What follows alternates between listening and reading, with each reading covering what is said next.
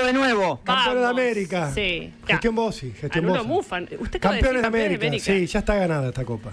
Quiero decir algo. Está lanzado. Temerario. Usted dijo Sí. empezamos triunfales, yo la sigo. Usted es dice verdad, es triunfal. verdad. Próximo Chile, martes, Sí. ¿verdad? Martes a No, las olvídate. 21 para seguir arruinando a Majul. Yo tuve la peor noche de mi vida. No. La pizza que llegó a casa, la cerveza que estaba, ¿Qué? te digo, un encanto. Tocan para empezar el partido y se corta la luz en Caballito. Quiero decir algo. ¿Saben a qué hora vino? A las 3 de la mañana. ¿Qué hacías despierta a esa hora todavía? Decí que tengo 20 radios en mi casa. Estuve escuchando a Usted Anhelo, está pero... escuchando solo por radio. Anhelo Sí. está buenísimo escucharlo, pero ¿te parece el partido? Ambrosetti, yo le pido por favor a no sé quién es, pero que en los momentos claves se corta la luz. En el partido, No ¿no? puede pasar eso. ¿Cómo puede ser? Era con velas. No. En mi casa era la radio prendida, ¿No había velas, forma de verlo por el celu? No Sí. tengo idea, debía haber. sin Sin carga wifi. los dos celulares. No. Ay, no, bueno. negrita, Bueno, pero bueno, era una conspiración eso. La imprevisión de ese matrimonio. Que no Claro. pensás que se te No va a cortar pensás, la luz. Estás en tu casa con tu Sí, pareja. no. Digo. Sí, de No, noche, a mí me obvio, pasó está una vez siempre para se el encargan. Mundial. Eso. ¿A vos te pasó un...? Sí, sí, sí. Pero usted me vivía pasó en el Mundial. campo, vos sí. Sí, es cierto. Sí, Digo, Pero la lo negra terminamos vivía acá en el campo. viendo en celular. Bueno, pero Igual si es cuando estás en el campo te Ya sé aparece. que es triste, En el pero campo te bueno. aparece Paula Bernini con un generador y te Sí. hace ver el partido. Eso. Ambrosetti y Bogotá, si pueden ver la cámara que se inunda cada Sí. 2x3 y nos Sí. quedamos sin luz, Bien. gracias. Bueno, pedido de Adriana Verón, por favor. Hablando de Adriana Verón, más tarde estamos abriendo caminos nuevos con el mate. Ajá. Ya lo hicimos de manera inconsciente cuando Sí, de manera Adriana, me ofreció un mate y tenía un montón de yuyos. Hongos alucinógenos Sí. eran. No, es una tendencia, te digo, generalizada. Sí. Mucha gente ya está optando por mejorar, ponerle blend a las infusiones. Sí. Pasó en un momento con el té, ahora está pasando con Sí. el mate. No digamos qué vamos a hacer, pero vamos a probar algo nuevo. Uy, Acá en el al aire vamos a experimentar. Haciendo Sí. el programa de mayor audiencia. O sea, ese es el nivel de irresponsabilidad. Ahí está. ¿Qué manejamos? No es irresponsable. Pero los no hay nada experimentos se hacen en un ilegal. laboratorio, no en un programa de esto está televisión, chequeado, de radio. está Chicos, Esto ya sería Chicos, la está fase 3. recontra chequeado. Ah, Está- fase chequeado. 3. Está Con una escuchando- nutricionista. Ah, ok. Está escuchando la División Toxicología de la Policía de la Ciudad. Tienen un móvil no Que identificable. las hace las paga, ¿eh? Estoy grabada, Armando. ¿Hay riesgo de que nos retiren el Martín Fierro al mejor ¡No! programa? No, eso ya está. Por droga, sí, por doping, como Ah, Diego. por ¿no? doping. No, Poco que nos cortan las orejas, ¿eh? Sí. No se asusten. No hay que ser cerrado. Está bien, sí. pero hay un límite que es la Un poco legalidad. sí. vos sí. Esto Cerrado. es todo legal, no hay que ser cerrado, hay que abrirse a nuevos caminos, todo puede ser mejor, descubrir algo distinto. Esto termina mal. Sí. Me parece la P, güey, ya. Sí. En cualquier momento entramos en una secta. Sí, hoy hay mucha rolo información que tiene que ver con dos cuestiones policiales. La primera, por supuesto, el seguimiento, ya más de una semana lo han desaparecido, y la noticia de hoy tiene que ver con un asesinato de un funcionario, un asesor de Verónica Magario en La Matanza, pero que ocurrió en plena capital federal. Así es, Jessy, el asesinato de Carlos Fernández, un histórico militante peronista de 63 años, que más allá de su trayectoria y de su trabajo como asesor de la vicegobernadora bonaerense Verónica Magario, ayer a las 8:30 de la noche estaba con un amigo en pleno barrio de Boedo. Para que el que conozca, San Juan, avenida San Juan y Castro. Es una zona ultra residencial, Sí. que se supone ultra vigilada. Paran en el auto, estaban llegando al supermercado, se les aparecieron dos hombres que todavía no fueron identificados, los quisieron asaltar. Aparentemente, digo aparentemente porque está todo muy fresco todavía, Carlos Fernández se habría resistido al robo, una cuestión de defensa natural. Le pegaron un tiro en el pecho, 8:30 de la noche, en plena capital. Los ladrones escaparon después de salir de la escena del crimen. Carlos Fernández quedó agonizando delante de su amigo, se lo trasladó al hospital y lamentablemente murió. Los ladrones robaron otro auto y escaparon. El auto lo abandonaron en Villa Fiorito. Nadie lo frenó en ningún momento, ni antes, ni durante, ni cuando cometieron el segundo robo, ni cuando se fueron de la capital con el auto robado. Es toda una gran falla de la seguridad porteña. Abandonaron el auto en Villa Fiorito, lo termina encontrando la policía de la ciudad, pero todavía no hay detenidos.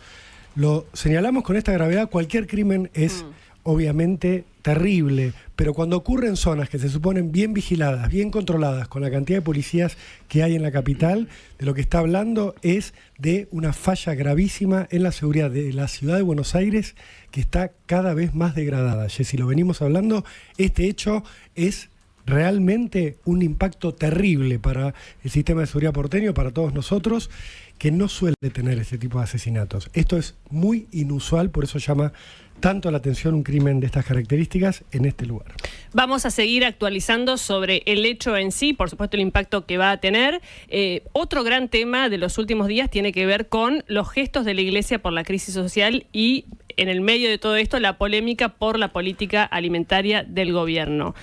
Hubo una misa en La Matanza donde se homenajeó a las mujeres que trabajan en comedores comunitarios y por supuesto hay todo tipo de discusión social, política y también qué es lo que está pasando en algunos lugares del conurbano, algunos lugares de la ciudad de Buenos Aires más postergados. Monseñor Eduardo García es obispo de San Justo.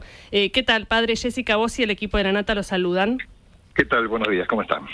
Bueno, lo primero que le quiero preguntar es si se está haciendo política desde la Iglesia, como critican desde algunos sectores cuando ven misas en los que se canta La patria no se vende, o cuando aparecen gestos que algunos interpretan como opositores a este gobierno. ¿Usted qué dice a esto?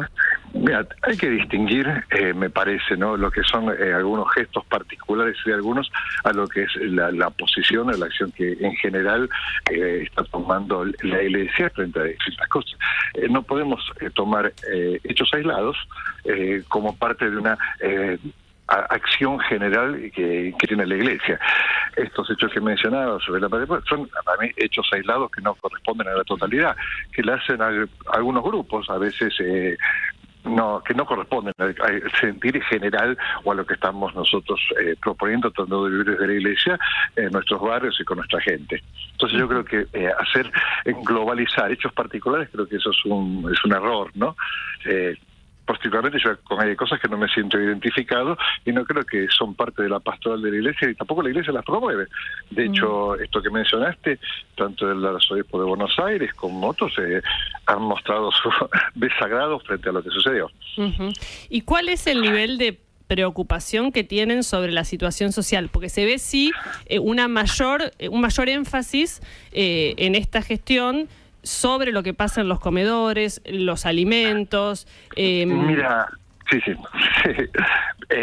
Esta es una situación que no es de ahora, que es la situación de nuestros comedores. Es una situación que viene desde muchos años, desde varios gobiernos, que nosotros la venimos trabajando y que no es solamente en este momento. Desde que yo tengo, al menos desde que yo estoy en La Matanza, hace 10 años venimos trabajando con los comedores, venimos realizando las misas de techo de trabajo, venimos trabajando de una manera muy fuerte, lo hemos trabajado en la pandemia de una manera muy fuerte. No se puede focalizar en este momento como si recién ahora nosotros estuviéramos trabajando con los comedores, pidiendo la necesidad de que, nadie pase hambre, de que haya realmente alimentos. A veces, fíjate, vos nombraste este gesto, ¿no?, que se ha realizado no solamente en La Matanza, sino se ha realizado en todo el país, un reconocimiento cerca de esta fecha patria de todas aquellas mujeres que realmente ofrecen su tiempo con esfuerzo, con mucho cariño, con entrega en nuestros comedores. Entonces, decir que eso es un reclamo por una política alimentaria, creo que estamos equivocando el foco. Basta con escuchar o releer las homilías que tanto Monseñor Ojea realizó el día miércoles, como ayer realizó, por ejemplo, el cardenal Rossi en Córdoba. Decir que hay una necesidad de que ningún hogar pase hambre, no estamos diciendo que haya más planes alimentarios, es mucho más grande. Nosotros queremos, ojalá no hubiera comedores, ojalá no tuviéramos que hacer esto. Estamos descubriendo una necesidad. Hace falta fuentes de trabajo, hace falta educación, hace falta que la gente pueda realmente trabajar y no necesitar tener que ir ni a Cáritas ni a comedor para poder subsistir. Pero esto no es de este momento, en estos últimos meses. ¿Y cómo lo ve ahora? Porque ustedes están en La Matanza, que es un lugar con muchas complicaciones, ¿no? Sociales, económicas y demás.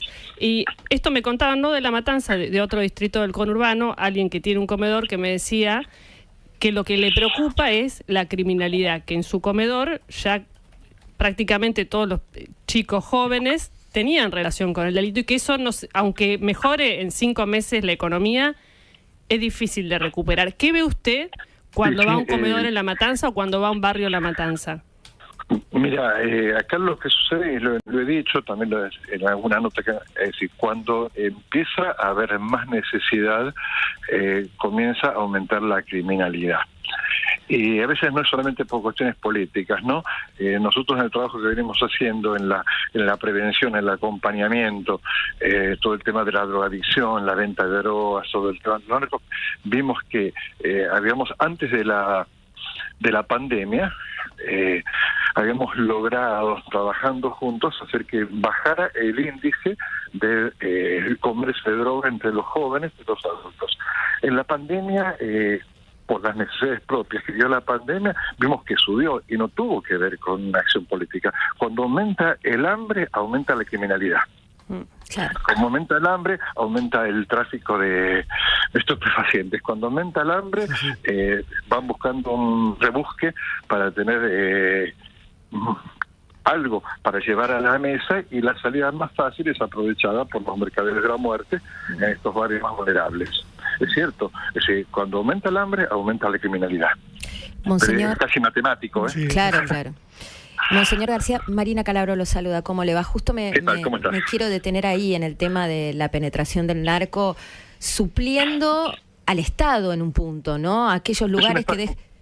Como decía, un estado perdón. paralelo. Claro. Es un estado claro, paralelo. Claro. Y en ese sentido le pregunto si ustedes desde la Iglesia tienen algún canal de diálogo, algún vínculo de acción concreta con el Ministerio de Capital Humano, justamente para que la presencia del Estado opere como dique de contención, porque si no, cada vez hay más terreno fértil para el narco. Fíjate que bueno, se tratan de dar los primeros pasos. Hay una política nueva, una estructuración nueva a partir del gobierno en el trabajo con todas estas zonas, y que estamos tratando de poder ir aceitando los mecanismos, ¿no? De hecho, bueno, nosotros trabajamos mucho nos ayudó mucho el Cedronar en estas acciones de trabajo social, también desde el apoyo que nos daba a la creación de hogares de recuperación, desde los hogares de Cristo, porque también no solamente es un trabajo de recuperación, es un trabajo de contención y de prevención. En el cual la prevención, ¿dónde la hacemos? La hacemos en la medida que haya educación. Nosotros tenemos, así como están las 3T, las 3C. Hay 3C que son de la muerte, ¿no? Que son la calle, la cárcel y el cementerio, que es el camino que siguen muchos de nuestros jóvenes y gran cantidad. Nosotros podemos las otras 3C, que es el colegio, el club y la capilla. El colegio porque es necesario para la educación, el club como lugar de contención para que los chicos no estén en la calle, y la capilla porque es el lugar donde les y donde van a comer. Entonces, esa articulación se tiene que dar con muchos espacios, no solamente con la salud social, se tiene que dar también con educación. Si nosotros no podemos abrir escuelas, es decir, los chicos los seguimos teniendo en la calle. Si a nosotros no nos dan la posibilidad de agilizar ciertos trámites para poder ciertos espacios, transformados en espacios educativos con cuota cero, no son colegios parroquiales, se hace muy difícil, ¿no? Es decir, la sábana es corta. No, y hay más demanda, hay más demanda porque hay, por supuesto, se detectaron comedores que eran fantasmas, no se le dieron más cosas, alimento y demás. Hay otros que se les cortó y que funcionaban y que están tratando de arreglarse como puedan para tener alimento. De hecho, por ejemplo, en un comedor me contaban que como consiguen del sector privado alimentos, tienen miedo que les roben, porque son los únicos en el barrio que están consiguiendo alimentos. Pero mi pregunta iba, sí. en este escenario, ¿hay más demanda o la gente se las está arreglando por las suyas? No, hay más demanda, Marina, hay más demanda. Yo totalmente estoy de acuerdo con que se audite y lo que no funciona y lo que es mentira desaparezca, pero yo creo que este tema de ir auditando no se puede hacer paralizando absolutamente todo, porque pagan justo, como decimos nosotros, pagan justo por los pecadores. Entonces hay muchos comedores fíjate, nosotros antes de la pandemia acá damos de comer a 3.000, 4.000 por día. Con la pandemia subió a 22.000. ¿No? Nos ayudó el ejército, claro. Después bajó y ahora estamos en 19.000. Casi en los niveles de la pandemia. Claro, hay que sostener eso, ¿no? A veces me parece que hay ciertas imágenes, ¿no? que están desfiguradas. A nadie le gusta ir con un tupper a las 5 de la tarde a recibir comida. No, entonces decir que, como hacen ciertas apreciaciones, que descalifican, decir que todos son privados, no van a recibir un bife de chorizo con papas fritas, van a recibir un guiso con aquello que se puede hacer, van a recibir fideos. Entonces hay que estar en el terreno para ver. A veces se opina, se habla desde un escritorio o desde para preparar una nota, pero sin estar en el terreno, sin mirar rostros. Se publican números, ¿no? Números, cifras, pero atrás de esas cifras, esos números, hay rostros, hay vidas. Te digo una cosita con respecto a la misa del otro día. La mayoría de estas mujeres que atienden los comedores son mujeres con historias muy difíciles. No son señoras que vienen a dar el tiempo que les sobra. Muchas de ellas son mujeres con problemáticas familiares de violencia, que tienen un hijo en la cárcel, que son con historias muy presentes y que ofrecen a pesar de eso su tiempo. Y muchas de ellas comenzaron a trabajar viniendo a buscar la comida para su casa. Entonces, politizar algo que realmente es doloroso y que se está buscando una respuesta. Estas mujeres realmente quizás es el único gesto en la vida que tienen de reconocimiento de algo. Claro. Y a mí me da pena porque politizar esto, cuando decimos, hay gente que le está poniendo el cuerpo a la necesidad, con historias dolorosas, que la vienen peleando, ¿no? ¿No merecen acaso que le demos gracias y que le hagamos un mimo a ese trabajo que están haciendo, que lo hacen con dolor? Y politizar y banalizar esto y decir que en el fondo es una acción política, realmente a mí me duele por estas personas, ¿no? Sí, es una pena que se mezcle todo cuando lo importante es otra cosa. Padre, le agradecemos mucho la comunicación y todo lo que nos ha comentado. Muchas gracias. Bueno, muchas gracias por llamar y que se mejore la nota. Bueno, muchas gracias. Monseñor Eduardo García, obispo de San Justo, dándonos su mirada. Había generado mucha polémica la cuestión de la misa en una seguidilla, ¿no?, de situaciones. Es impactante esta cosa que no tiene número, no está medido y hay que ver cómo evoluciona, que es la situación social asociada en esos barrios más postergados a la criminalidad. Es terrible porque lo que uno ve es que cuando se pasa ese límite no es perdí trabajo y lo recupero, no. Es entrar en una situación de la que es dificilísimo volver. No hay vuelta atrás. Esta secuencia de las 3C, la calle, la cárcel y el cementerio, se repite una y otra vez. Una vez que entraste en ese camino, las primeras 2C, la tercera es casi inevitable, o te matan o matás, no hay regreso en esta situación. Y para los que dicen, bueno, por ahí alguien está criminalizando la pobreza con este discurso, no se trata de eso. Primero se trata de una cuestión estadística.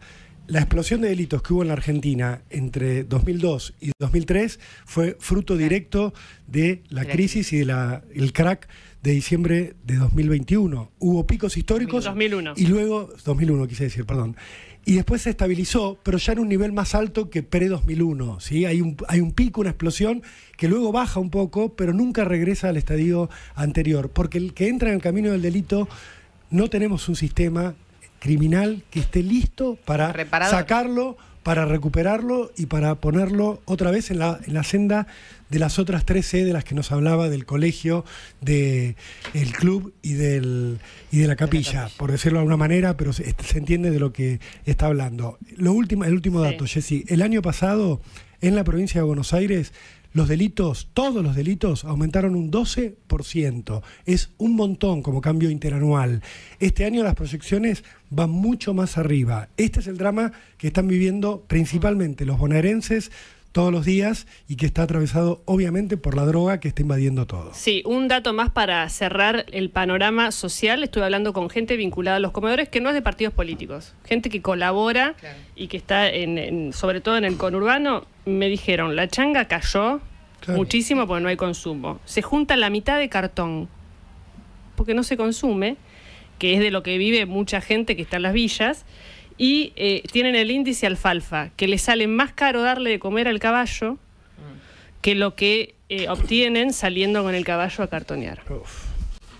Qué lindo para charlar tranquilos un ratito con José Ignacio López, Nacho López, periodista, arrancó en el diario La Nación en 1961, fue vocero, de esto es interesante hablar, fue vocero presidencial de Raúl Alfonsín y hace poquitos días la legislatura porteña lo distinguió como personalidad destacada de la ciudad por su contribución al periodismo, la política, la cultura y la defensa de los derechos humanos. Un montón esta distinción. ¿Cómo estás, Nacho? Buen día, ¿qué tal? Un gusto estar acá. Déjenme que lo salude a Jorge y que le desee lo mejor.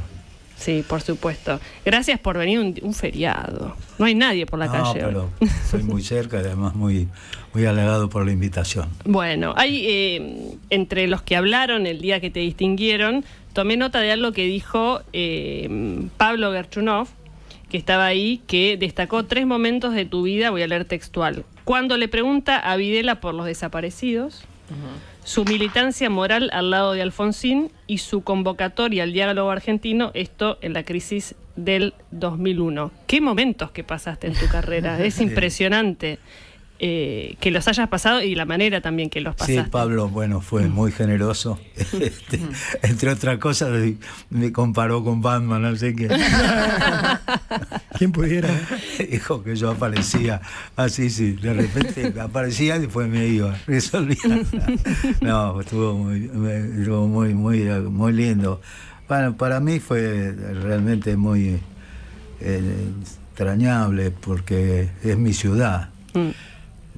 A pesar de que yo la dejé como vivienda durante 44 años. Mirá. Que fue cuando todo el tiempo que viví en Adrogué, en Adrogué y después en Mármol.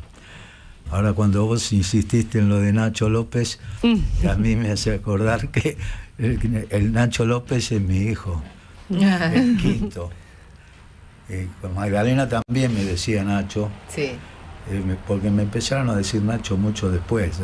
¿No te gusta el Nacho? Sí, Ah. como no, es el nombre de mi hijo, de mi quinto hijo. Pero, ¿Y por qué? y él se paraba ante la radio cuando escuchaba que Magdalena me decía Nacho, y él decía, Nacho soy yo. Ay, qué lindo. y bueno, con el correr del tiempo, ahora encontró esta manera de distinguirse, porque él escribe, Sí. y entonces puse, Nacho escribe.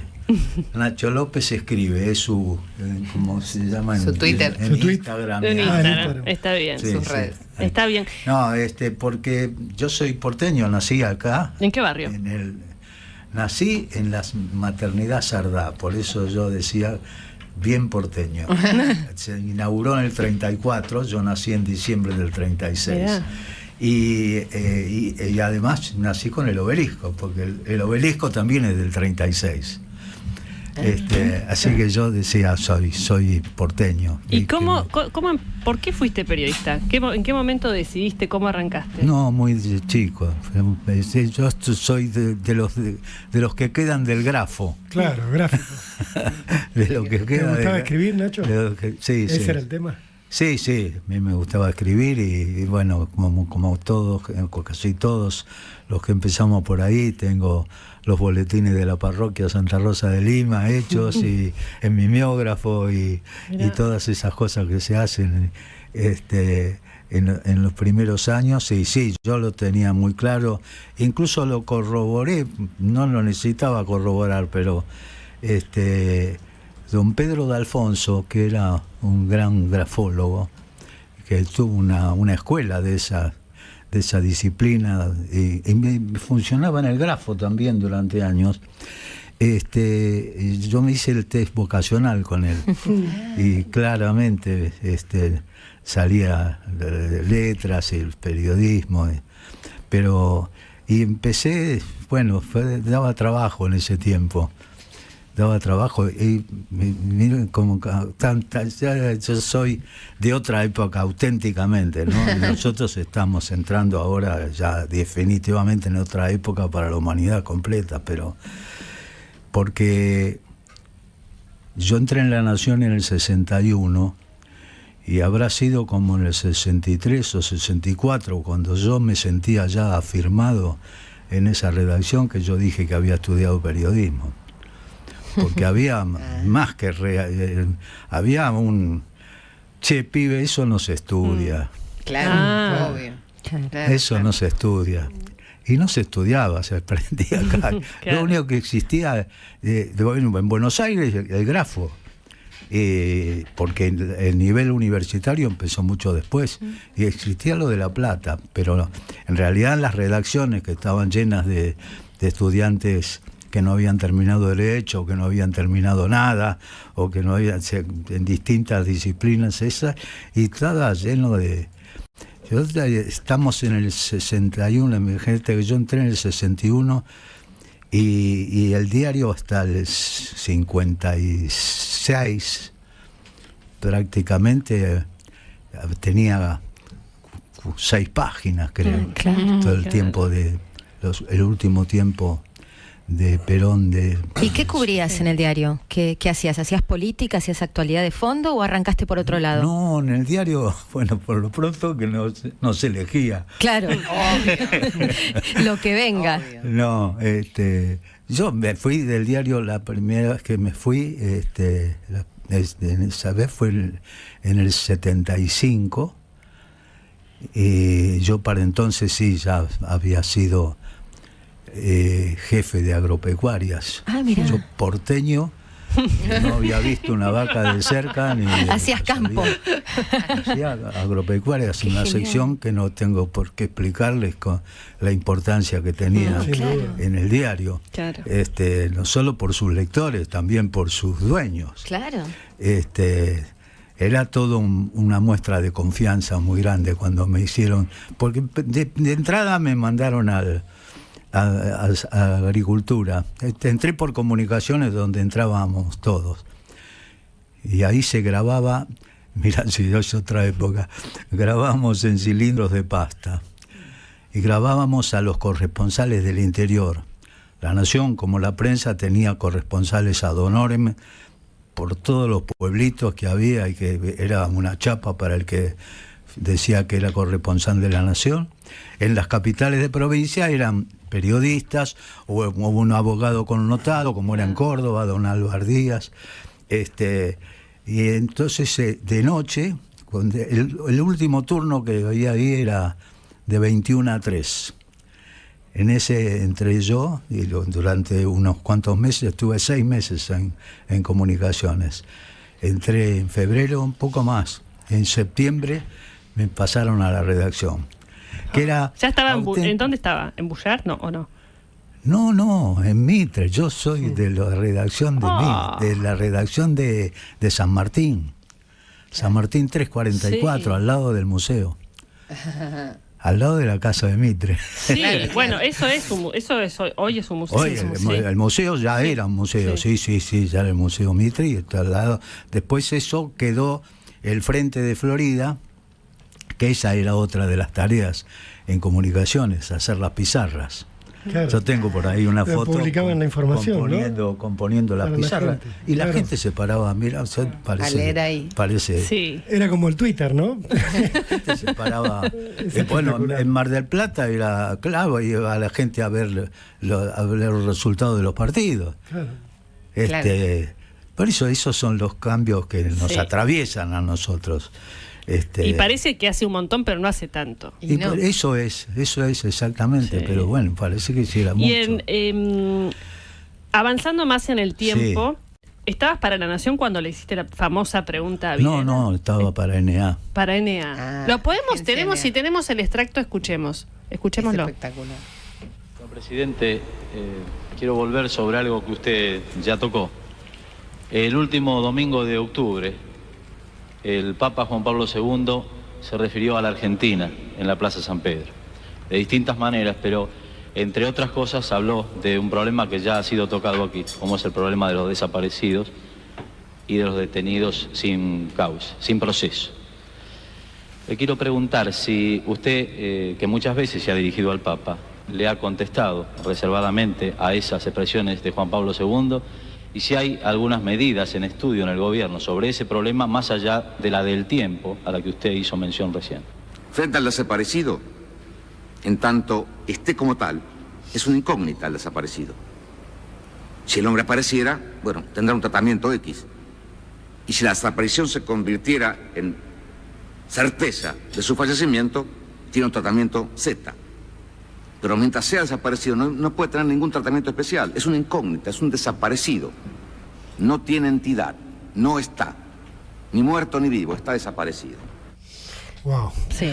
Primero la valentía y el profesionalismo, y la frase esta es la frase de Videla que se reprodujo un montón, y puede ser, esto decímelo vos, tu pregunta, porque escuchamos mucho más la frase que la pregunta. ¿Hubo como una especie de impacto y reivindicación de esa pregunta posteriormente y no en ese momento? O sea, ¿qué te pasó a vos con lo que preguntaste en ese momento y ahora? No, yo ahí tengo que, como lo hago, trato de hacerlo siempre que sale el tema, agradecerle a Felipe Piña. Porque yo hice esa pregunta, la pregunta al día siguiente, esto lo puedo decir ahora porque para elaborar, para hacer el documental que hice, Memoria para Construir, que está en el aire, yo miramos con Eugenia Bóveda, que me ayudó muchísimo con eso, y Gabriel Masaglia, que fue el realizador. No tengo que olvidar de nombrarlos a todos los que trabajaron conmigo en eso. Fuimos a revisar las colecciones de los diarios. De la pregunta solo se mencionaba el tema. Claro. Se mencionaba el tema de los desaparecidos. La prensa, que hizo una reproducción de la primera parte de la conferencia de prensa textual, de pregunta y respuesta, esa pregunta no estaba, esa pregunta no estuvo, y la conferencia de prensa fue televisada, pero eso no salió al aire. Es impactante. Se recuperó después del archivo, porque lo hemos visto. Estaba grabado. Claro. Quedó grabado, pero no salió al aire. Por eso le agradezco a Piña. Claro. Increíble. Porque muchos años después, pero bastantes años después,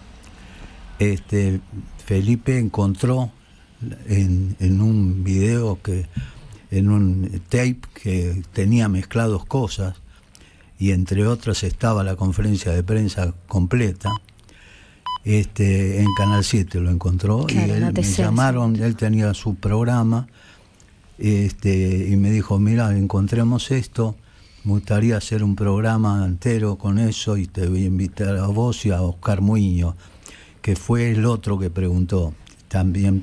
Pero el tema de esa conferencia de prensa, sí, hay que ponerla en el contexto, como se dice ahora. Era una conferencia de prensa convocada por Videla y por la gente que trabajaba con él para primerear a la Junta Militar. La relación de la Junta con el presidente no era buena, y todavía en ese momento él era el cuarto hombre. Claro.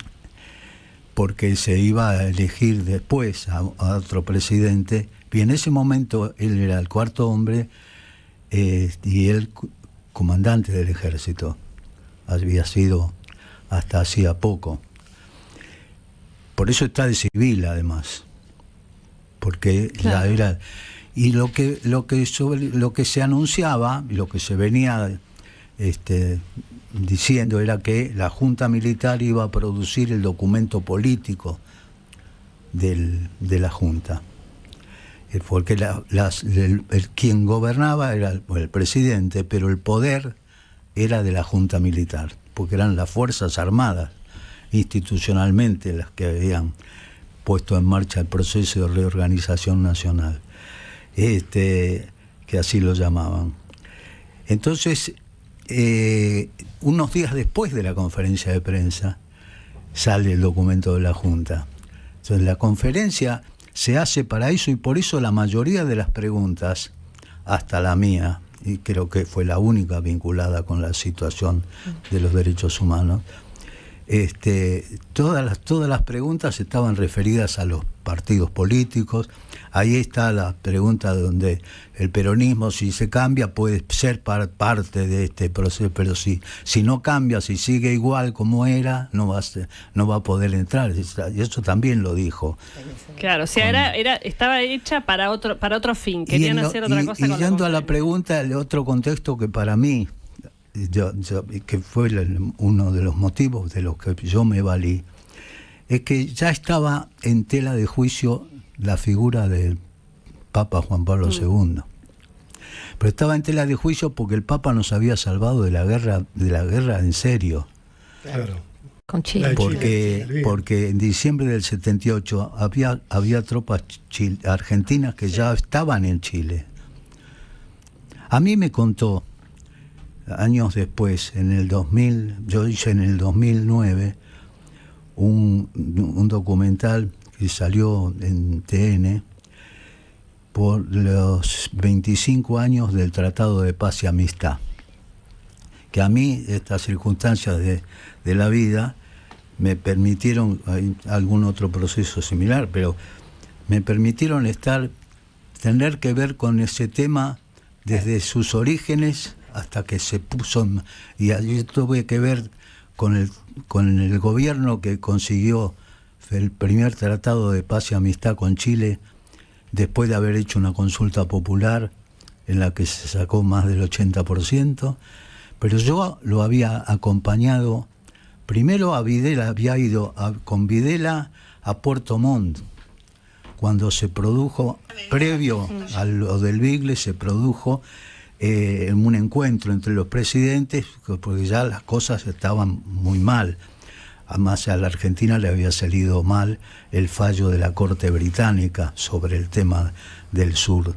Y nunca se puede, Argentina lo rechazó, sí, claro, ese fallo.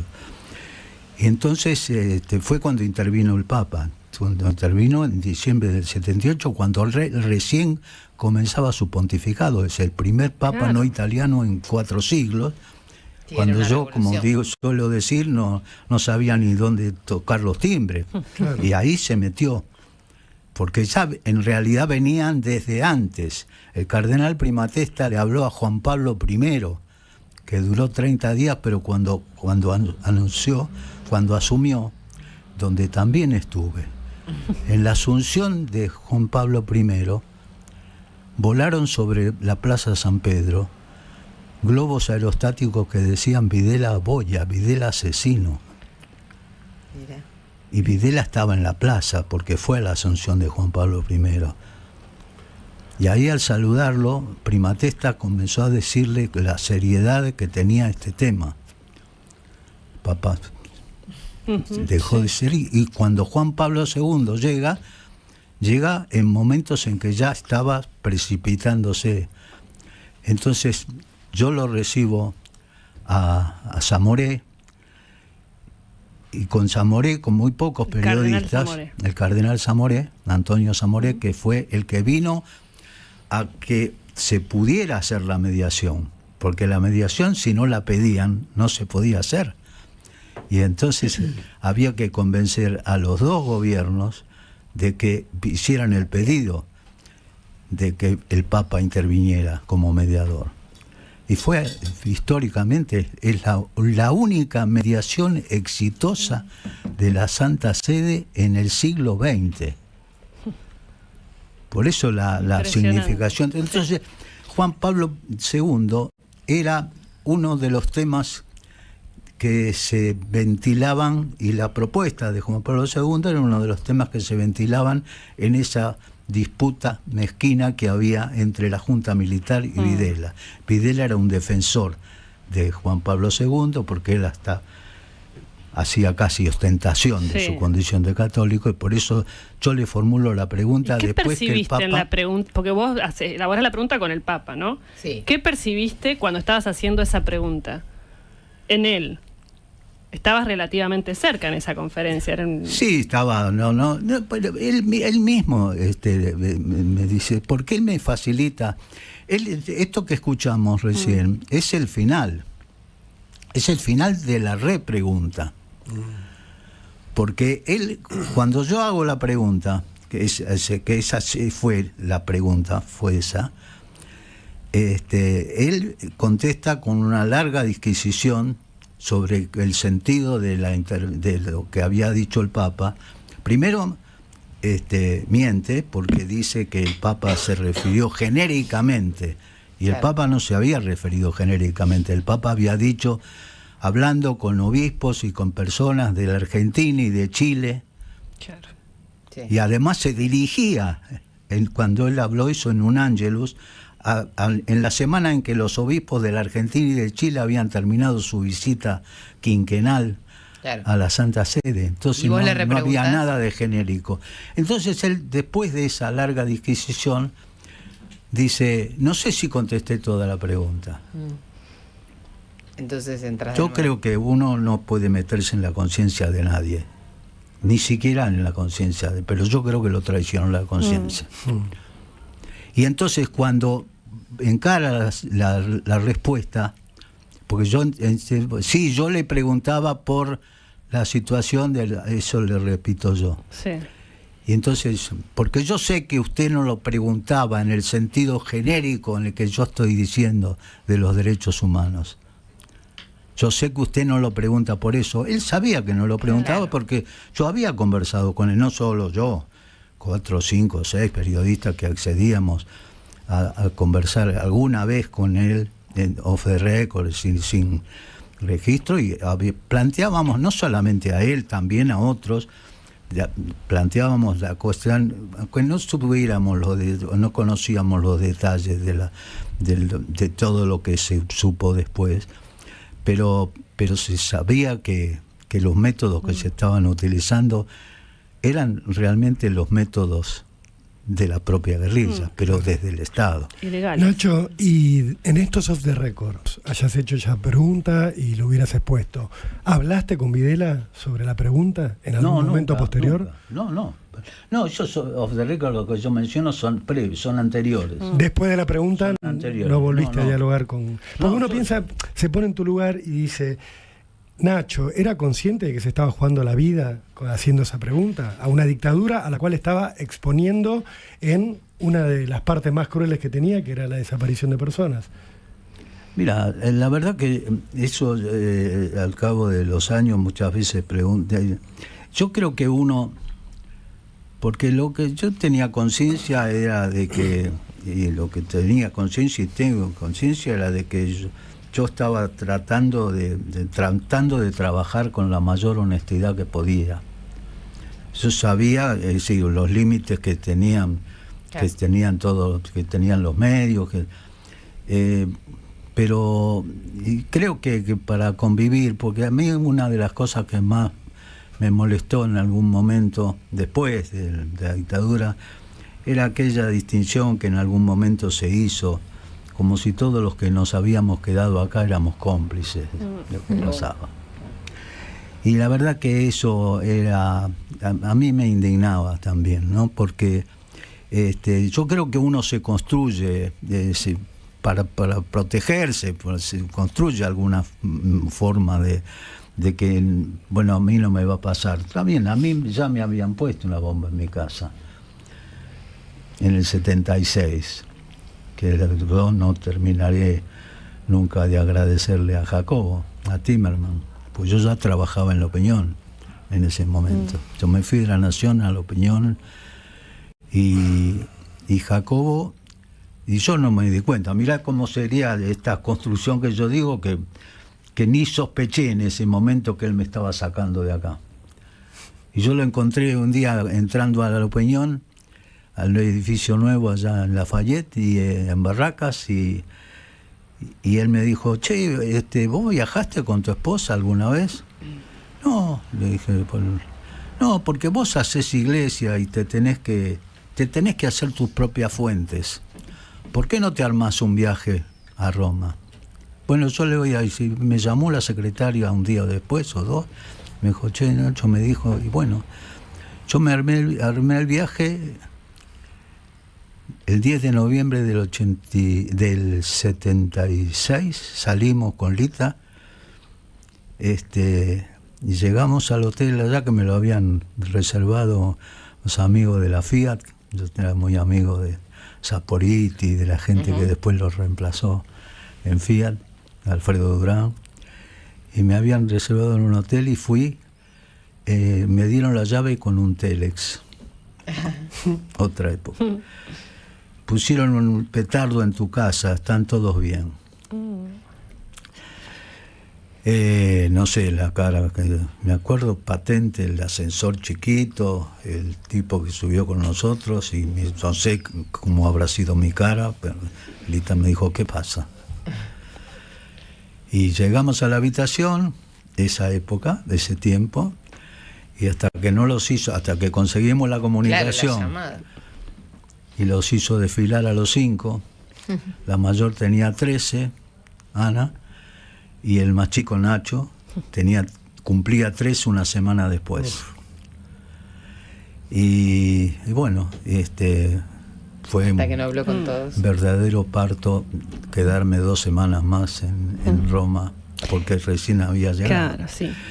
Y nos quedamos. Pero quiero decir, no sé, yo esa pregunta la quería preguntar el tema, y me valí porque el Papa Juan Pablo II en el Ángelus habló claramente de eso, que era otro tema.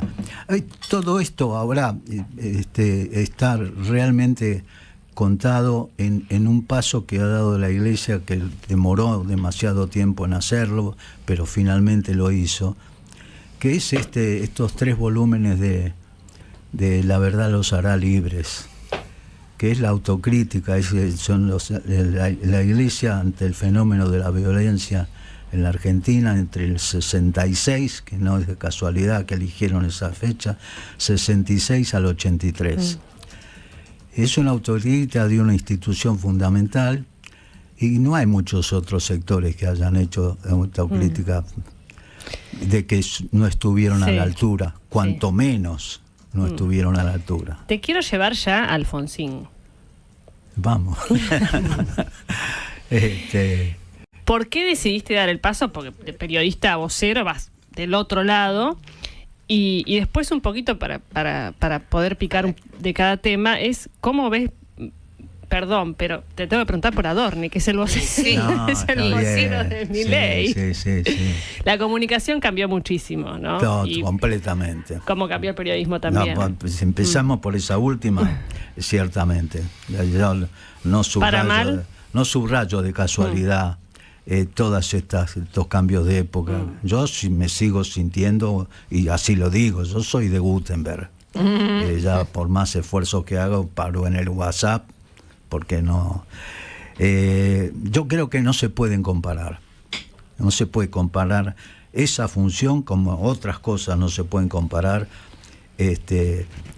teniendo que haberla cumplido. Primero, en esa circunstancia política, en un gobierno auténticamente de transición, en un gobierno que puso fin a una larga decadencia, a una larga inestabilidad institucional. Porque yo me formé y ejercí el periodismo con los ecos del golpe del 55, Claro. Con periodistas que habían atravesado todos esos años, con periodistas que se habían acostumbrado a las oficinas de prensa, a las salas de periodistas, que para mí fueron una construcción para controlar a los periodistas, y hubo muchos periodistas que se sintieron cómodos. Todavía en mi época había esa cosa corporativa de que alguno que se ponía a hacer periodismo e iba a ver un funcionario al otro, o a averiguar acá, o confrontaba, che, nos tragó, hacerle el vacío en la sala de periodistas. en la sala de gobierno, en la sala de economía, en las salas que había en todos lados, porque Sí. yo creo que el propósito fue ese, fue uno de las tantas cosas que hizo bien en ese sentido a Paul, bien para esa manera para ese control que se quería ejercer. Entonces, yo te diría que los cambios son de tal envergadura, porque yo fui vocero sin internet, sin celulares, Sin ex. Entonces, pero hay una cosa en la que sí yo creo que sirve para comparar. Esto para mí es una función que requiere una condición fundamental. El presidente tiene que estar convencido y actuar en consecuencia de que el periodismo tiene una función para cumplir en la democracia, que es una función que tiene que ser, que está al servicio del derecho de información, que está al servicio, que tiene que ejercitar el uso de la libertad de expresión que nos ampara constitucionalmente a todos, no es para los periodistas, es para todos la libertad de expresión. Para nosotros también es cumplir con el derecho a la información que tienen todos los ciudadanos y tratar de hacer nuestro trabajo con honestidad. Pero si el presidente no tiene esa convicción, que Alfonsín la tenía, absolutamente la tenía, y se cree, el presidente tiene el estilo o la convicción de que su comunicación es directa, que se comunica directamente con la ciudadanía o con las masas, como quiera llamarse, entonces me parece que esta función pierde su posibilidad de ser ejercida en las condiciones que tiene. Yo, cuando Alfonsín me llamó, vos sabés que ustedes saben que hay algunas coincidencias, casualidades, que yo lo fui a ver a Alfonsín, pues me llamó Guillermo, quien iba a ser su secretario privado, y me llamó para decirme, usted podrá ir a verlo al presidente en la quinta, estaba en la quinta de Boulogne, en la de Alfredo Doricio, donde se había quedado después estuvo el día de la elección y después se fue a Chascomús. En Chascomús, en esos primeros días, fue cuando se empezó a hablar de la constitución del gabinete, etcétera. Yo tenía muy buena relación con Ricardo Joffre, entre otros, en esa época, digamos, en toda la época del proceso militar, de la dictadura. Y Ricardo Joffre me llamó, habrá sido por el 3 o 4 de noviembre, y me dijo, Ricardo había trabajado en la campaña de Alfonsín mucho, porque él trabajaba al lado de Raúl Borrás, que era un estrechísimo amigo, el mejor amigo que tenía Alfonsín, que tanto sufrió por la pérdida cuando murió siendo ministro de Defensa, ¿no? Y le dijo, y me dijo, están pensando llamarte para que seas el vocero. Me acuerdo precisamente de la fecha porque el 5 de noviembre cumple años mi cuarta hija y Paula cumplía 15 y se había ido a un campamento en Tandil. Y ese viaje, porque nos habíamos propuesto con Lita ir a saludarla el día de los 15. Ese viaje de ida y de vuelta, que fue toda una deliberación acerca de aceptar o no aceptar. Pasaba si era cierto, claro, que me llamaban. La verdad que si uno puede hacer el esfuerzo de ponerse en aquel contexto de octubre, de noviembre y de diciembre del 83, Por eso yo digo que esa, siempre lo digo porque lo siento como una convicción profunda, que fue una fiesta de todos. Esa fue una fiesta y nosotros podemos reconstruir el clima que había entre nosotros, cómo lo recordamos, incluso los que vivíamos y que teníamos un poco más de 15 a 16 años, tenían, ¿no? ¿Y dudaste en aceptar? ¿Cuál era no. la charla con tu esposa, con tus hijos? ¿Por dónde te pasaban las dudas? No, Más allá de que por la ser verdad que periodista. yo no tenía ninguna duda. Ah, no tenías dudas. No, por eso te hablaba del contexto y de la situación.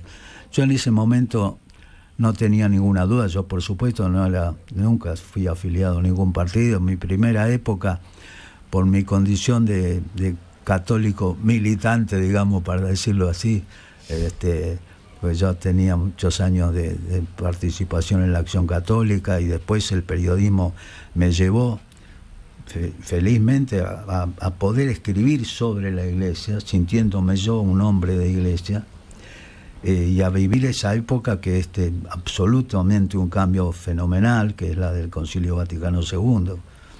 Estamos precisamente en los años en que yo entré al periodismo, empezó el concilio, y pudiendo haber escrito sin firma durante 10 años o 8 en La Nación una columna que tenía el tema religioso, a la que me había invitado a escribir Luis Mario Locia, gran periodista de los tantos con los que yo tanto trabajé, que era el jefe de editoriales de La Nación. Y un día me llamó y me dijo: Che López, ¿por qué no, usted que es medio chupacirios, por qué no agarra ¿por qué no me hace esta? Porque a mí el padre Luchía Puig le llevaba, que era amigo de Balmaya, que fue el subdirector, que fue el que creó esa columna que se llamaba Asuntos en Debate, y tenía educación y religión. Y de educación escribía Zanotti, Jorge Luis Zanotti, y después él me dijo: no, porque el cura me trae unos informes que yo no entiendo nada. Y ahí empecé con mi alegría. Y ya como vocero de Alfonsín, ¿es una etapa que disfrutaste, que padeciste, que te arrepentís de haberla tomado? No, estoy orgulloso de haberla hecho. Estoy orgulloso de haberla hecho. Yo creo que para mí el homenaje, valoro mucho todos estos que vienen, el diploma de la Cámara de Diputados y lo de la legislatura, pero por lo de vocero, para mí lo mejor fue el almuerzo que me armaron los periodistas, no solo de la sala, sino hicieron un pergamino ahí con la firma de todos, en el Club Español, un mediodía de ese junio del 89, que ya era sobre el final, los últimos días. Los últimos días. Hay otra cosa que también habla de la relación y del vínculo fraternal que llegamos a tener con el presidente y con su familia, que es que el 8 de julio, y hablo de todos mis hijos, nadie se enoja, el 1 de julio del 89 se casó mi hija Gabriela con el hijo del edecán naval de Alfonsín. Ah, mira. También marino. Se habían puesto de novio en Chapadmalal, se habían conocido. ¿En la residencia? En unas vacaciones esas de 5 días de Osagui de Alfonsín, se había conocido Gaby, hija del vocero, con Pablo, hijo del edecán, capitán de navío entonces, Norberto Varela, de fragata entonces cuando fue decán. Y se casaron el 1 de julio del 89. ¡Qué momento! El sábado anterior a entregar el gobierno.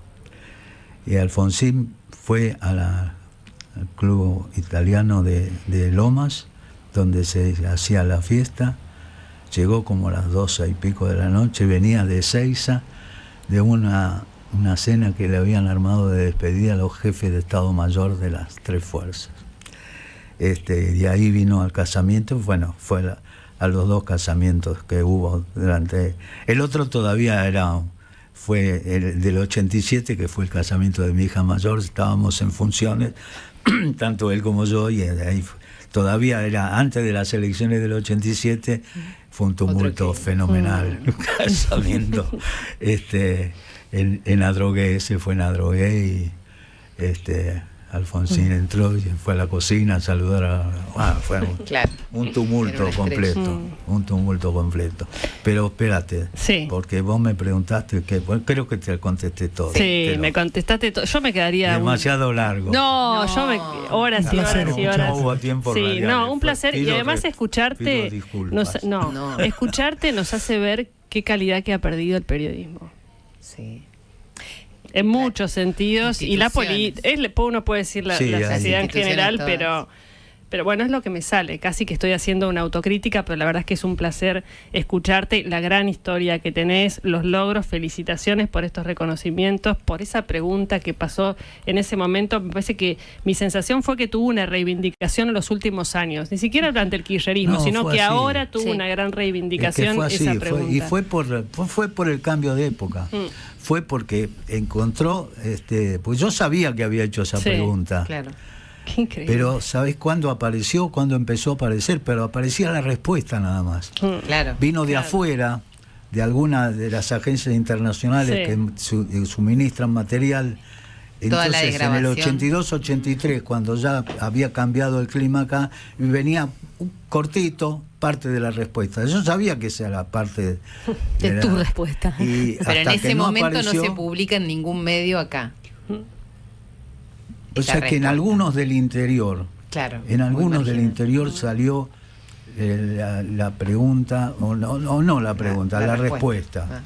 En algún, sé que en La Voz del Interior lo encontré. Pero bueno, eso fue, por eso yo le agradezco a Piña, porque él lo encontró, pero después todo eso fue distinto cuando existían las redes. Claro, y cuando existieron las redes, ahí fue que ahí se viralizó y explotó. Exactamente. Muchas gracias, Nacho, por haber estado acá. Acaba de dar, disculpe, una masterclass en periodismo.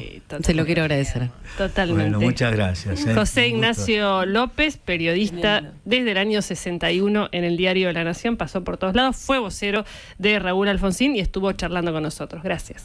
Gracias. Hemos decidido con Adriana pasar para el lunes el tema del mate porque no llegamos y merece su tiempo. Así que para los que pregunten, vamos a dar una nueva receta para tomar mate a todos aquellos que les interese. Es muy buena y va a estar en manos de Adriana Verón el lunes. El lunes, porque ya hoy no llegamos. Es una buena venta, además. Crea expectativa. Estoy batiendo.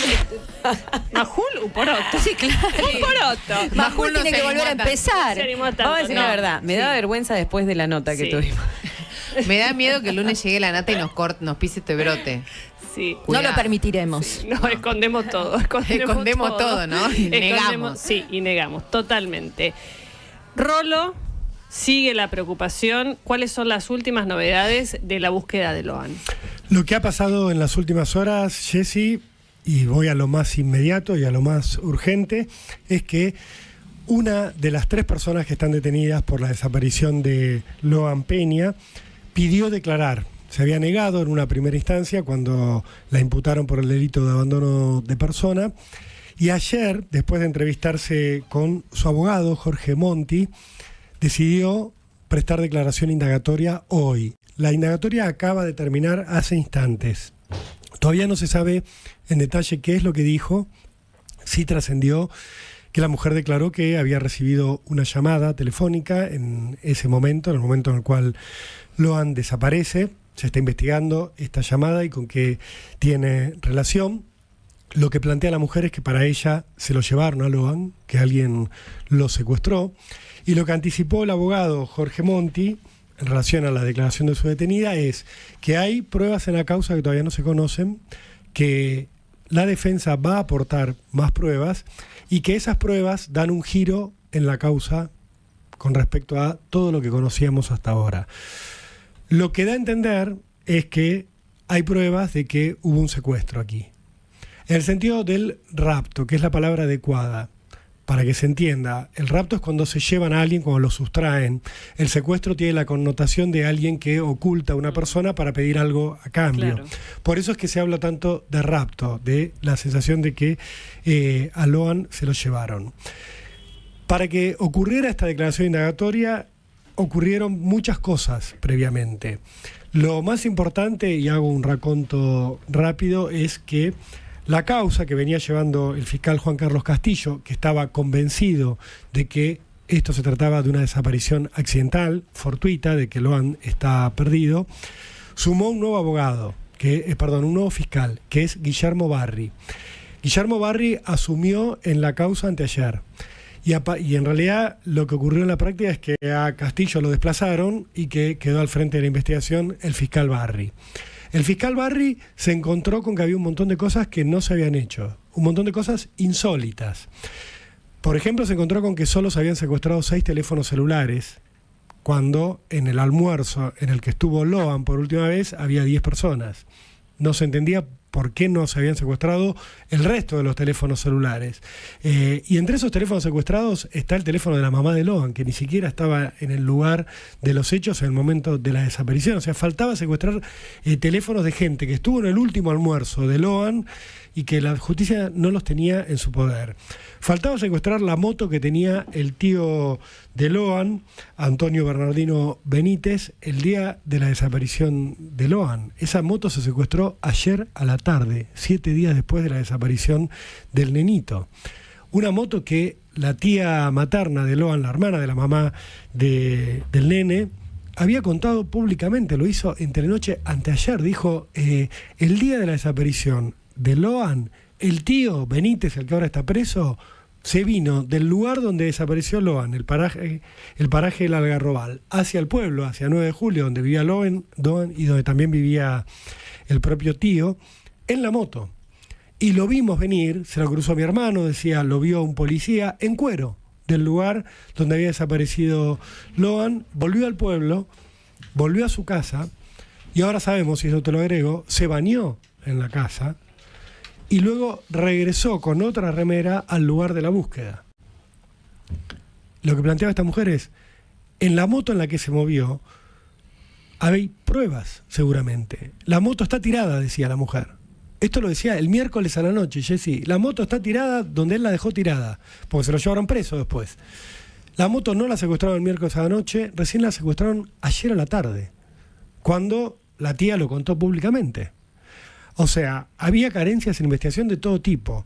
En la investigación nunca se exploró la presencia de una funcionaria municipal y de su esposo en el almuerzo donde estuvo Loan. Esto pasó de largo. A esa mujer ni siquiera la hicieron declarar como testigo. Tampoco había una imputación, que la verdad es que si se iba a actuar preventivamente debió haber existido, para 2 mujeres que participaron del paseo en el cual desaparece Loan. La versión oficial era, Loan sale de la casa de la abuela con 5 chicos más, algunos de ellos primos de Loan, y 3 adultos. Esos 3 adultos son el tío, Antonio Benítez, y una pareja, que es la que pide ahora declarar. Esa pareja es la de Daniel Ramírez y de Mónica Michapi, que son amigos del tío. A esos 3 adultos, al tío y a esta pareja, los detuvieron. Pero en el paseo también participó Laudelina Peña, que es la esposa de Benítez, del tío, y otra joven, una mujer que se llama Camila Gómez, que también es tía de Loan. Estas 2 mujeres estuvieron en el paseo. Lo que ellas dijeron es, nos volvimos antes de que Loan desapareciera. Pero si hubo negligencia en todos los adultos que participaron de ese paseo.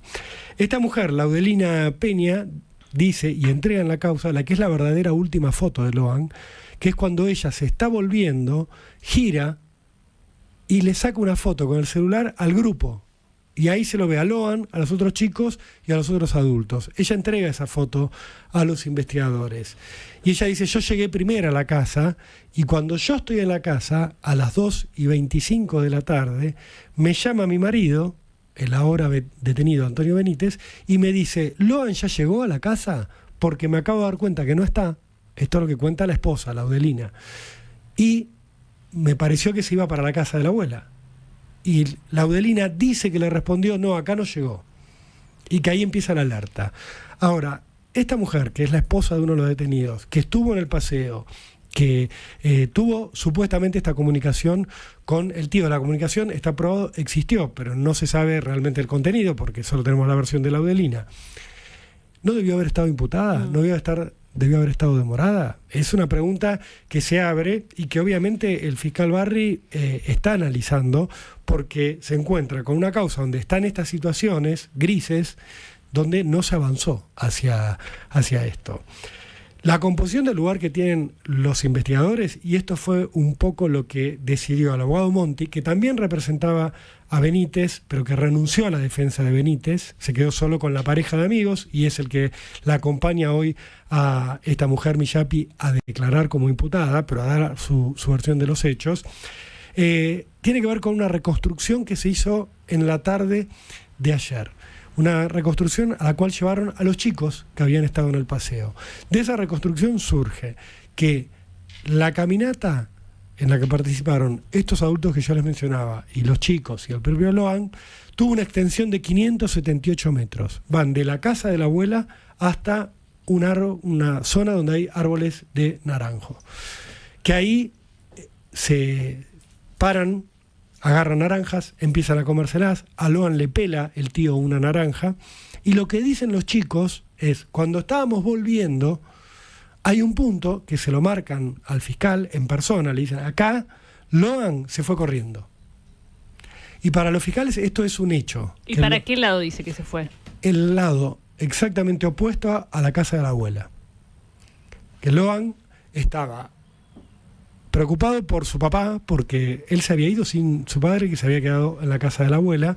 Él no conocía la zona, Loan era la primera vez que estaba en ese lugar. Y lo que dicen es, venía hablando de que quería volver con el papá y venía preocupado por el caballo. El caballo en el cual él y su papá habían ido desde 9 de julio hasta la casa de la abuela. Loan lo había visto suelto y tenía la idea de que el caballo se podía escapar. El caballo no se escapó, pero es un nene de 5 años, que obviamente estaba en un medio diferente a donde él se movía habitualmente, y obviamente el caballo le llamaba la atención, le interesaba, y lo que dicen los otros chicos que estuvieron en el paseo es, Loan se va, dice algo el caballo y se va corriendo. Les marcan los chicos al fiscal el punto exacto donde Loan se aleja del grupo, y lo que dice el fiscal es, en el punto donde él se aleja del grupo, hay 3 caminos posibles. Esos 3 caminos conducen hacia un monte. Entre el punto donde Loan se separa de los otros chicos y el monte hay una alambrada. Y lo que dicen los chicos y lo que cree el fiscal, porque estuvo en el lugar inspeccionando la zona, que Loan no pudo haber pasado ese alambrado por sus propios medios. Y lo que dice el fiscal es que el monte se revisó ya por lo menos 3 veces, y que ahí Loan no está. Entonces, de todo esto el fiscal deduce que Loan necesariamente, en el momento en el cual se aleja de los chicos, cual se va del grupo, tuvo que haber sufrido un rapto. ¿Por qué? Porque no está en el lugar donde lo marcan, porque no hay forma de que él siga caminando.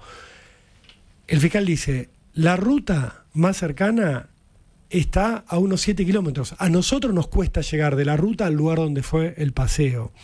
Miren si Loan se va a ir hasta la ruta y va a ser capturado. La dirección opuesta está llena de pantanales, de bañados, de lugares con agua, hasta de distintos espejos de agua, y no creen los investigadores que haya ido hacia esa zona, porque una de las hipótesis centrales en la mirada que piensa que Loan se perdido por sus propios medios y está en estas 12.000 hectáreas que ya se rastrillaron, es que puede haber caído al agua. Sí. Y ahí es más difícil encontrarlo.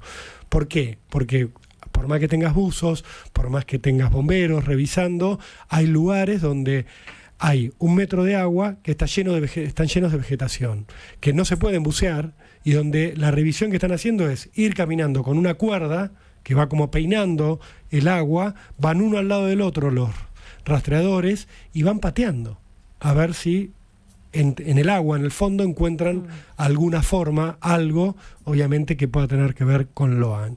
Pero no es una búsqueda que tenga un rigor científico, no por quienes están rastreando, sino que la única forma de hacerla y decir, bueno, acá no está, es que un buzo baje, pero no hay forma de que un buzo nade por esos lugares.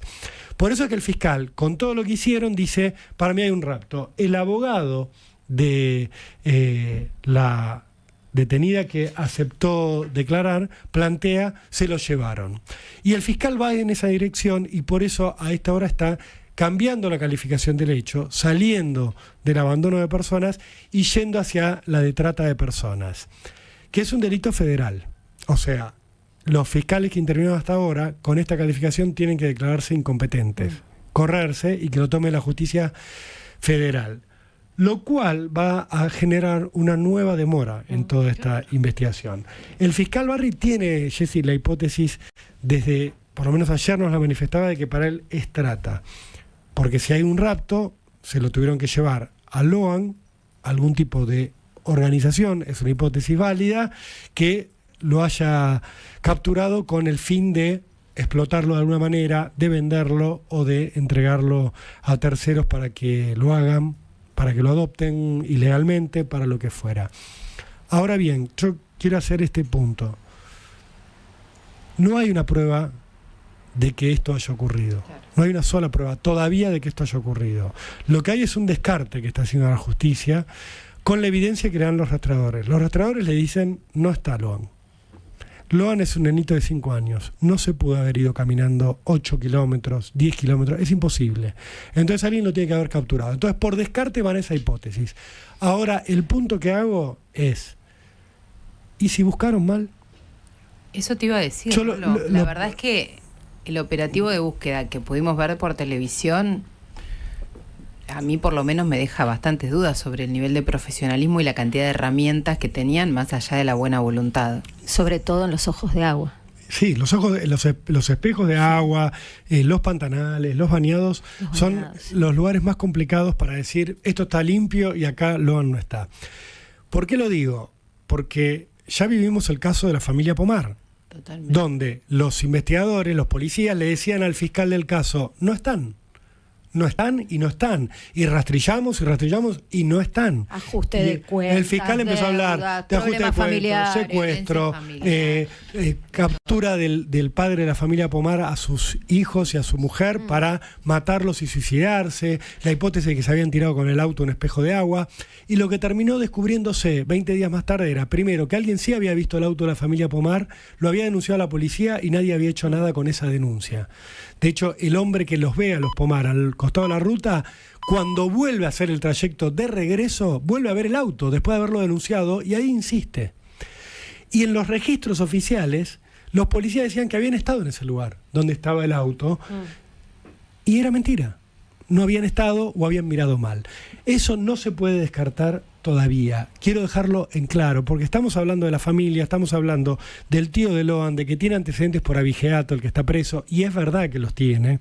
Estamos hablando de que el tío de Loan se cambió de ropa después de la desaparición de Loan, la remera que tenía puesta en el almuerzo la tiene la justicia secuestrada. No es que él se la sacó y la hizo desaparecer. La tienen y no hay rastros, por lo menos hasta donde se conoce. La moto la dejó tirada y estamos hablando de un tío, y con esto cierro, Jessy, que quizás sea víctima de su propia negligencia, pero que no haya cometido un delito doloso, con intención, sino que quizás a él mismo se le perdió su sobrino y eventualmente será también víctima de lo que ocurra con Loan después de esa desaparición. Por eso digo, manejémonos con cautela, con mucho cuidado, esperemos saber esas pruebas que dicen que hay, que van a dar un giro en la causa. Hasta ahora no las conocemos y solamente tenemos la noticia de que hay un nene desaparecido y que la justicia no tiene idea de qué fue exactamente lo que le pasó.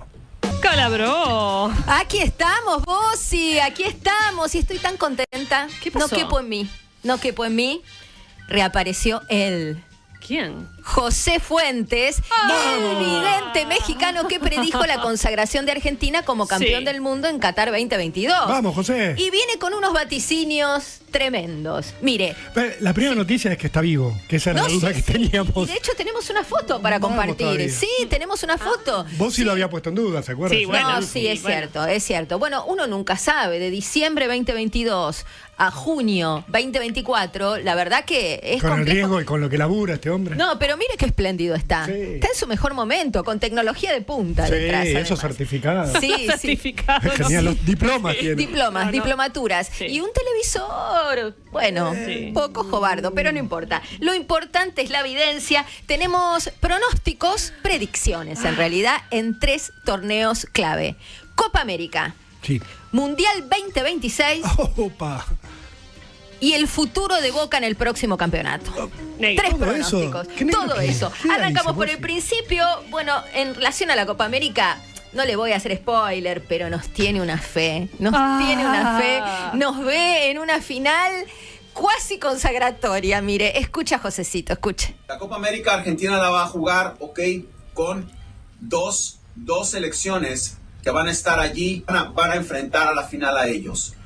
Es así como lo veo, a menos de que se vayan a ver antes, no lo creo, vamos a esperar el sorteo. Vamos a esperar. Ustedes se van a dar cuenta. ¿Cuáles son las selecciones? Veo muy fuerte Ecuador y veo muy fuerte Uruguay. Una de esas dos selecciones va a enfrentar a la final a Argentina. Veo que se van a rozar con Colombia, sí o sí, va a ser un equipo también que va a ser muy fuerte. Y bueno. Y Estados Unidos, cuidado porque Estados Unidos va a ser otro equipo fuertísimo. Sí, eso, Pero en sí la final veo que va a ser con Uruguay o va a ser con Ecuador. Se la jugó. No se pongan la jugó. Ecuador abajo porque Ecuador inclusive puede Ojo, ser Ecuador, uno de los sudamericanos que va a la semifinal con Argentina.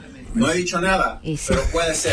Hay 2 equipos que pueden enfrentar a Argentina en la final. Es Puede claro. ser Uruguay Sí. y puede Uruguay, ser Ecuador. Y Uruguay Ecuador. puede ser uno de los semifinalistas también Y que sí. estoy viendo Y para sí, allá. va a ser finalista. Y sí, bueno, Bueno. el Y Brasil, no, pero limpió a Brasil, ¿eh? Lo limpió. Sí. Eso es. No hay Está ni jugando siquiera fuerte, mención. chicos. Está Juega sí, fuerte. Sí, está Sí. jugando fuerte. No es una especulación. Sí. que- No, la verdad que hay que anotarlo esto en algún lado. ¿Lo podemos anotar, Sí. Andy? Sí, anotémoslo porque es una predicción tremenda. Argentina la final. Sí, con respecto al Mundial 2026, era más largo el corte, pero quisimos hacer una ¿Esto es abreviatura. exclusivo para la Nata Sin Filtro?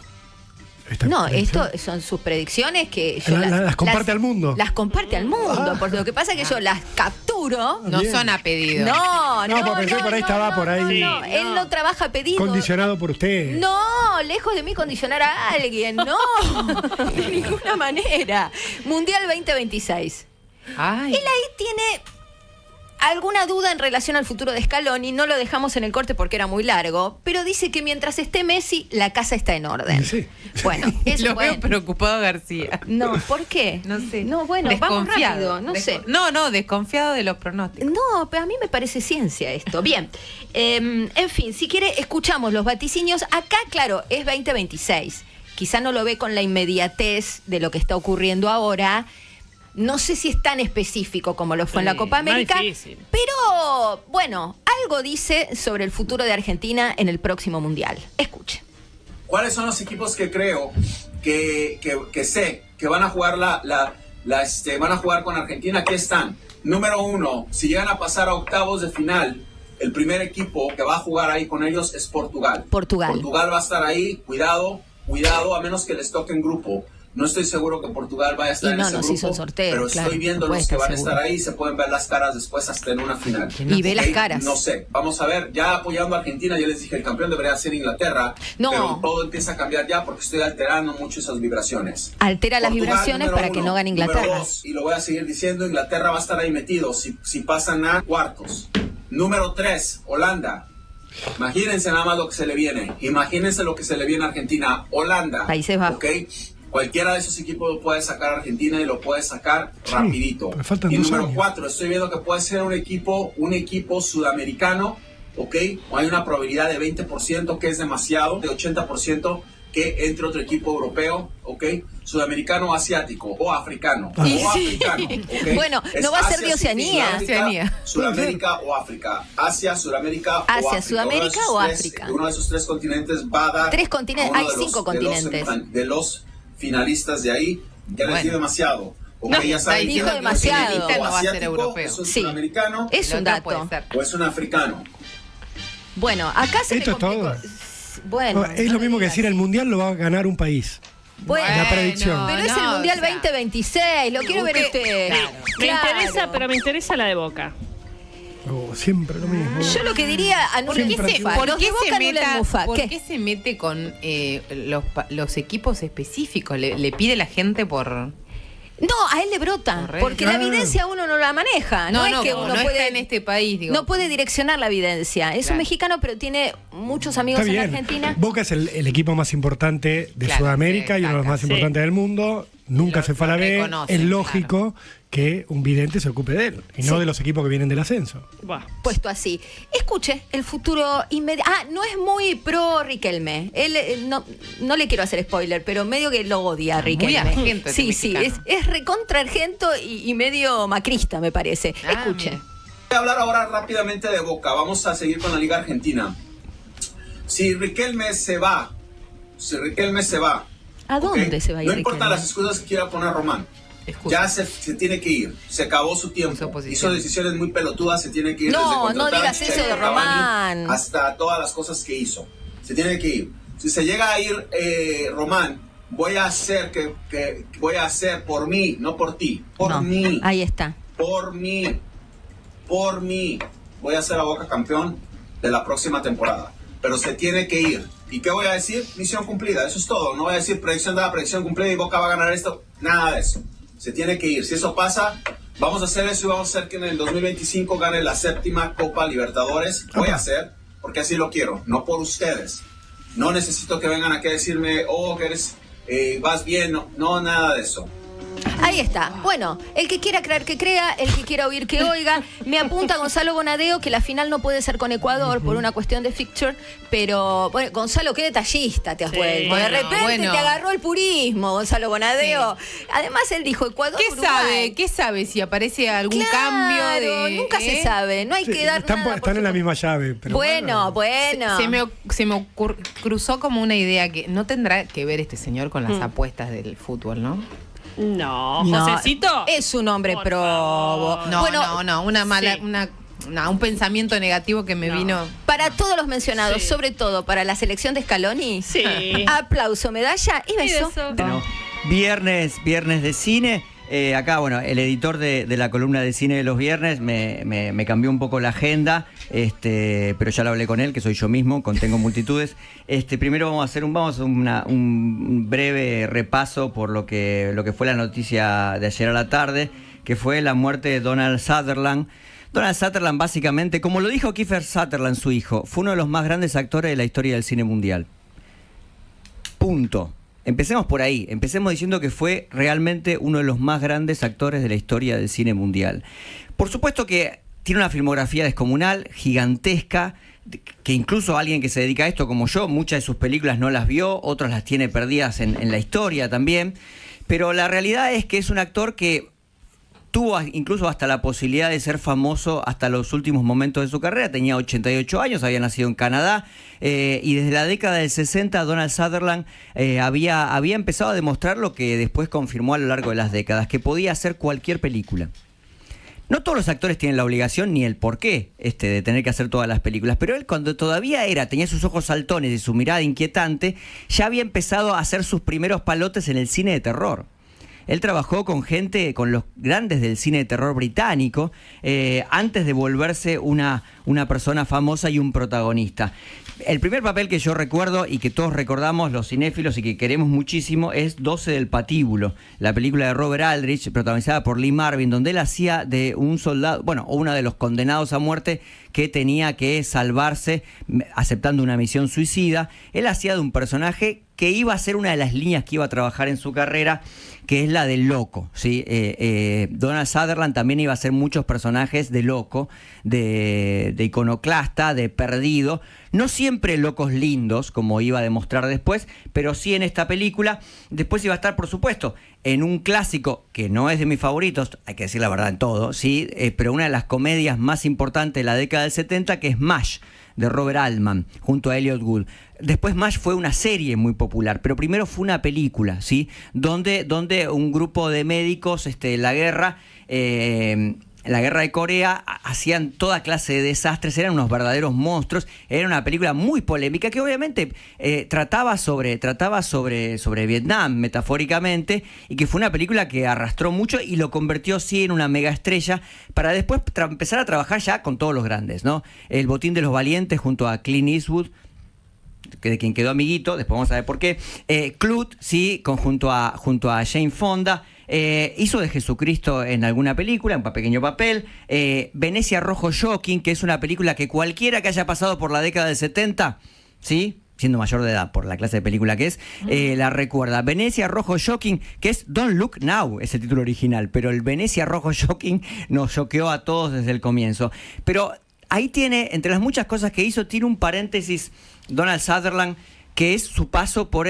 Hizo muchas películas en el cine europeo, pero metió 2 clásicos. Uno, por supuesto, fue Casanova de Federico Fellini, ¿sí?, que tal vez no sea la mejor película de Fellini, pero que, bueno, simplemente lo pone en otro lugar grande de la historia. Pero a mí lo que más me impresiona es que en el año 1976, mismo año, estrenó Novecento, de Bernardo Bertolucci, donde trabajaban Depardieu, De Niro, que es una película descomunal, una de las grandes películas de todos los tiempos, donde él hacía del personaje de Attila, que era un personaje monstruoso. Esa clase de personajes violentos que le tocó protagonizar, no la voy a ni siquiera mencionar, una de las escenas más choqueantes de la historia del cine mundial, quien la haya visto la recuerda, y uno dice, un actor famoso que hace una escena como esta no puede volver a trabajar más, porque siempre va a ser este monstruo violento, asesino, intolerable al ojo, ¿sí? Esas escenas que te obligan a cerrar los ojos. Sin embargo, ese mismo año trabajó en El Águila ha llegado, una película de guerra descomunal, y hoy no es que se recuperó, pudo capitalizar esa obra maestra junto con otra clase de largometrajes. Trabajó en la versión de Los usurpadores de cuerpos de 1978, dirigida por Phyllis Kaufman, junto a Jeff Goldblum, Leonard Nimoy. El plano final de esa película, que es un Donald Sutherland levantando el dedo y señalando y emitiendo un sonido inolvidable para quienes hayan visto la película. Esa foto es tan famosa que hay gente que a partir de la foto va a buscar la película y se arrepiente porque es terrible la película. Después demostró, cuando uno dice, si sos un asesino, si trabajas en ciencia ficción, si sos un loco, ¿cómo volvés a la normalidad? Bueno, lo hizo en Gente como uno de Robert Redford, donde hacía un padre que tenía que sobrevivir a la muerte de uno de sus 2 hijos, ¿sí?, y todos los traumas que esto causaba. Película ganadora del Oscar, junto a Mary Tyler Moore. Revolución junto al Pacino. Después empezó, ya veterano, empieza a hacer roles secundarios, está con Stallone en Condena Brutal, está en Llamarada, está en la película de Werner Herzog, Grito de Piedra. ¿Se dan cuenta que yo estoy salteando películas? No estoy llegando ni al 50% de lo que hizo, y son todos clásicos. Papeles breves y memorables. El señor X en la película JFK, ¿sí? Espera, ¿cuál es? El que se sientan en Washington en un banco y le pasa la información a Kevin Costner. Sí. Bueno, breve pero definitivo. Y bueno, y su último clásico para mí, insisto, yo estoy pasando, es una comedia que yo amo con toda mi alma, que es Jinetes del Espacio, dirigida por Clint Eastwood, junto a James Garner, Tommy Lee Jones y el propio Clint Eastwood, que son 4 veteranos que son convocados para una misión espacial porque tienen que reparar una estación espacial tan vieja que solamente 4 viejos pueden ir al espacio y entender de qué se trata lo que está pasando ahí. Una comedia sobre la vejez, donde ella hacía una especie de veterano, pero totalmente sexuado y semental, fanfarrón, ¿sí?, que se quería levantar a las enfermeras a pesar de ser un anciano. Un personaje memorable, realmente uno de los más queridos. Trabajó en Orgullo y Prejuicio, y las nuevas generaciones, además de verlo en miniseries como The Undoing, ¿sí?, lo han visto, por supuesto, en la saga de los Juegos del Hambre. Muchas páginas decidieron titular "Murió el actor de los Juegos del Hambre". Bueno, temerarios, como dice una colega, es mucho más que eso, pero las nuevas generaciones lo identifican perfectamente. Fue volviéndose cada vez más grave su voz, cada vez más potente, con lo cual cada vez que aparecía en una película, Ad Astra, por ejemplo, con Brad Pitt, era siempre una presencia espectacular, muy pero muy impactante. Lo decía su propio hijo, uno de los más grandes de todos los tiempos. Amaba lo que hacía, hizo todo lo que amó, vivió una buena vida, lo despidió la gente. Ayer creo que el propio Kiefer Sutherland se sorprendió por el nivel de cariño que le dedicó todo el mundo. Realmente Donald Sutherland, grande entre los grandes. Cuando le dieron un Oscar honorario, nunca tuvo una nominación al Oscar, Criminales. Cuando recibió el Oscar honorario, él hizo un discurso muy emotivo, por supuesto, pero decidió cerrar con la frase de un famoso comediante que es Jack Benny, que cuando le dieron un premio muy importante dijo: sé que no merezco este premio, pero también tengo artrosis y tampoco la merezco. Así que lo voy a aceptar, como viene. Así que bueno, Donald Sutherland, 88 años, simplemente se trata de googlear y empezar a buscar películas. Créanme que de acá hasta el fin de sus días ustedes van a ver obras maestras, porque en algunas siempre estuvo Donald Sutherland. Impresionante, García, me dejó boquiabierta. Es preciosa la foto que publica el hijo. Sí, que está publiqué también en mis redes. Es él de nenito, Kiefer Sutherland nenito, junto al papá. Aparte, si uno empieza a ver la foto de Donald Sutherland, fue todo, pasó por todo. Tuvo más. La serie claro, más. Una cosa. No, en la película, en la serie después estuvo Alan Alda, pero aparte estuvo una época hippie, o sea, tuvo una época alocada. Cuando hizo de Jesucristo, bueno, está claro, ¿no? Obviamente no hizo de Jesucristo una versión oficial, digamos, fue una versión bien polémica. Pero bueno, sí, lo van a reconocer, lo van a seguir viendo, porque está en todos lados. Realmente tiene una filmografía espectacular. En las últimas películas, ya lo saben, grandote, ojos saltones, barba blanca, poderosa y una voz impactante. Gracias, García. Tiene que dar un curso. Sí, mis cursos por supuesto están. Quizás se menciona. ¿Aparece? Sí, obvio, que cómo no va a aparecer. ¿Cómo anotan los cursos? Comobresina@gmail.com se pueden anotar, y si no, se meten en mis redes y ven fotos de Donald Sutherland, que con eso les va a alcanzar. Buen plan. Estoy haciendo un curso de García y quiero decir una cosa. García en los cursos es más García que nunca. ¿Eso no es bueno? Comobresina@gmail.com. Yo creo que es bueno. El resto de la humanidad lo está Es diciendo. bueno. 2 minutos pasan de la 1 de la tarde. ¡Viernes! ¡Vamos! ¿Tu cuerpo lo sabe? Lo sabe. Lo grita. ¡Chao!